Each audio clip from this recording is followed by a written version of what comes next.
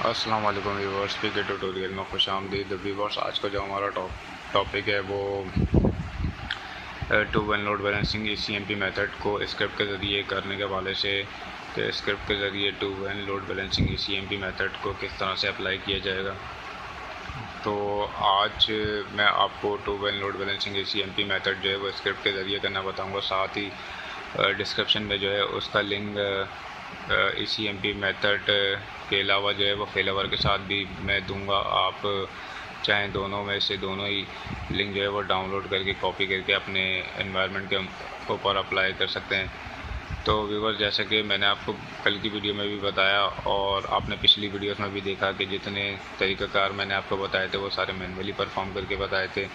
आज मैं आपको स्क्रिप्ट के ज़रिए बताऊंगा। और जैसे कि मैंने कल की वीडियो में भी बताया था कि मैनुअली तरीका थोड़ा लॉन्ग होता है और स्क्रिप्ट के ज़रिए जो करने का तरीका होता है वो बहुत ज़्यादा शॉर्ट होता है।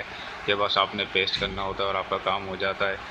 तो व्यूवर्स, मैं आपको आज की इन्वायरमेंट समझा दूं कि हमारे पास टू स्टैटिक्स कनेक्शन है और हम उसके साथ two and load balancing ECMP method को जो है वो स्क्रिप्ट के ज़रिए करेंगे। तो आइए व्यूवर्स, देखते हैं प्रैक्टिकल की तरफ।